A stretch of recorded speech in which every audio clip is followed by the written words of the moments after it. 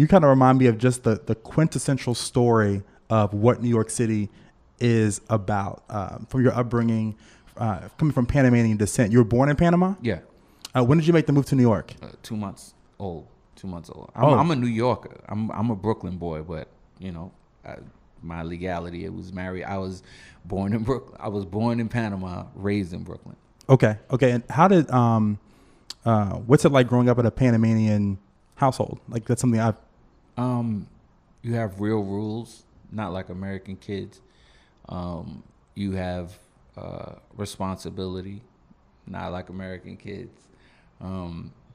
And family is extremely important, not too much like American kids. It's a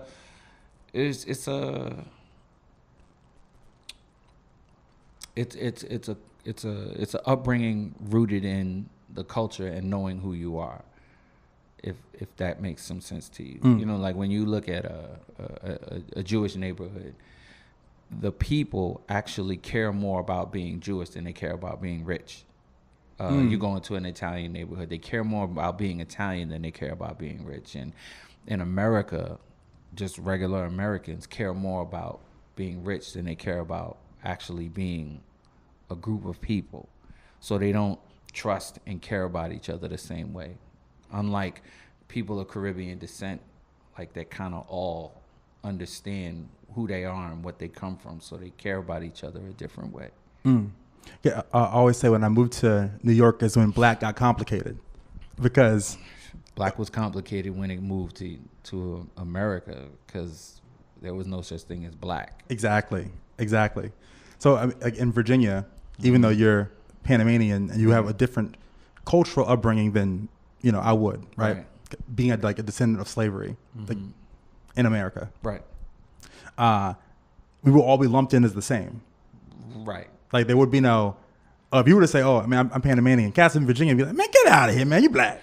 Yeah, until they start to realize what your house is like. Exactly. I mean, it's everywhere. It's the same thing. So they decided what they're gonna call you until they really get to know you, and then they realize things are a little different with each person that you come across. Like to say all white people are white makes no sense, because again, you're gonna have Dutch, you're gonna have British, you're gonna have Italian, you're gonna have German, and are all of those people the same? No. What was it like? What'd your parents do? My mother was the vice consul general of Panama, and she was an opera singer. Oh wow! Yeah. I ask this question a lot to every person on the show because there's always going to be a correlation. We like to think of ourselves as being outliers or different, but we tend to always gravitate to what our parents do. Like our parents have a humongous impact on who we become, our parents and our location of where we're born. I agree. So typically, if I meet someone, let's say Bruce Swedeen, who recorded Michael Jackson's Thriller album, his dad was a TV production. He was a radio production person. I get that. Works in sound. Right. He naturally has a inclination for sound. For sure. How did your mother have a role on your musical upbringing? She was an opera singer, but she loved music, period. So there was always music in our house. And my grandmother loved music. So, and I lived with her most of my life. And she loved music, so there was always music in the house. And if you have any idea anything about Caribbeans, if you go back to the Caribbean countries, the music you heard, there was so many different kinds of music. When you come to the United States, you go to a New York City, they don't say, you won't turn on the radio and hear a rock record, a country record, a pop record, and an R&B record. You're going to hear an R&B station, a pop station, a rock station, and so on. In Caribbean countries, when you turn on the radio, you hear all kinds of music. So when you're brought up knowing that there's all kinds of music, your appreciation for it can possibly be different. And then you had a mother who sang opera, so you had to hear opera music. And you had a grandmother who loved her hymns, loved her Smokey Robinson, loved her Conway Twitty or whomever. Oh, Conway Twitty. But what I'm saying is we heard and listened to everything. So it influenced the hell out of me. I'm a DJ. Everybody knows I'm a DJ, and I really, really can DJ. I'm a very good DJ, but I don't love DJing. I love music, and that's the reason why I DJ the way that I do. It's because I love the music, so I care for it, so I'm going to play it better than average or most. Well, the last thing I was expecting to hear was Conway Twitty. well, that's a country. Well, yeah. Well, country I can't reference say there. I love music if I haven't heard all kinds of music. Right. What about your dad? I'm not sure. Me too. Yeah. How did that shape who you became? I'm from the hood, so it didn't shape me any crazy way because not too many kids had a father around. So our neighborhood, we had older guys, and the old guys who were older than you took care of the block. So it's not like they were fathers. It's like they were older brothers, and they took care of you a certain way. And if they saw you about to do something that they would do, but they knew it wasn't right, their morals would say, you shouldn't do this. So we really had cool upbringing around the way, and I had Panamanian upbringing in the house. So, you know, like if a father skips out, does the mother quit? No. Right. So you just keep it moving. Well, I always tell I have a little sister. Now I'm always like very protective of her. I say, look, when you have a kid, that's your kid. You know what I mean? Like, that's not fair to do though, because then you're setting her up to believe that she should be on her own. So that's like saying to your daughter who gets asked out on a date, make sure you have money to get home. Well, if this guy came to ask you out on a date, that means you're telling her, be prepared to come home by yourself, or be prepared that the date's not going to go good. That's not the way you're supposed to send them out. You're supposed to send them out with the best thoughts and intentions for the day or the evening. And if it doesn't work out that way, they'll learn something. If you send them with the thought that it's going to go bad, what do they learn? Just going out there with a negative mindset.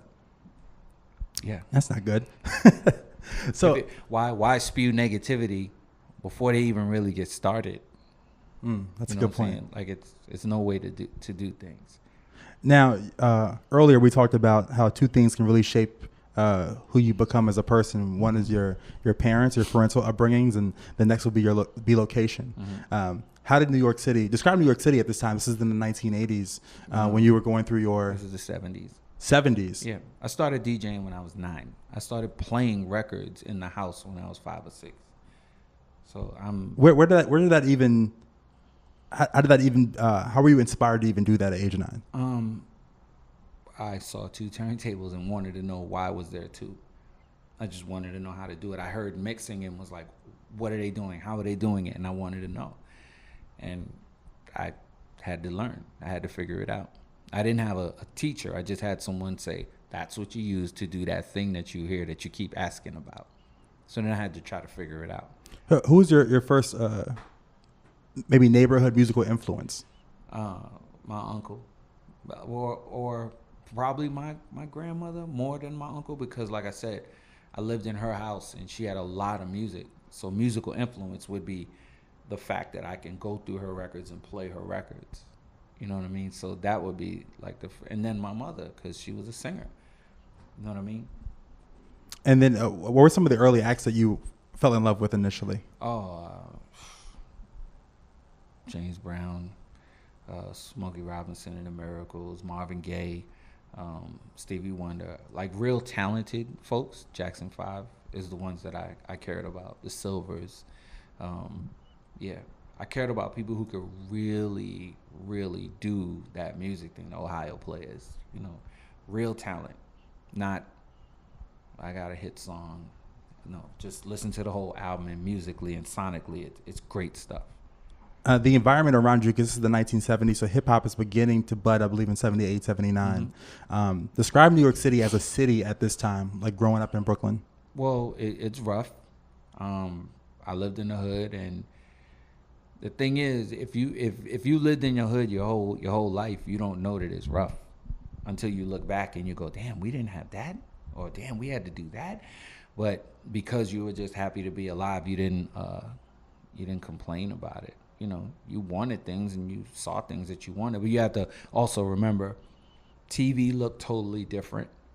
You know what I'm saying? That if you live in a hood, you don't really get to see that other side of life, so you're not tripping off of it. You know what I'm saying? You look at the Brady Bunch, but you look at the Brady Bunch and go, they're white. That's not us. So that can't happen. It doesn't make sense to us. We didn't look at things enviously. We looked at it like, oh, we got this? Bad. You know what I mean? And then ambitions to us came from seeing hustlers. You know what I'm saying? When you come from the hood, like the hustler is a superhero. You know what I mean?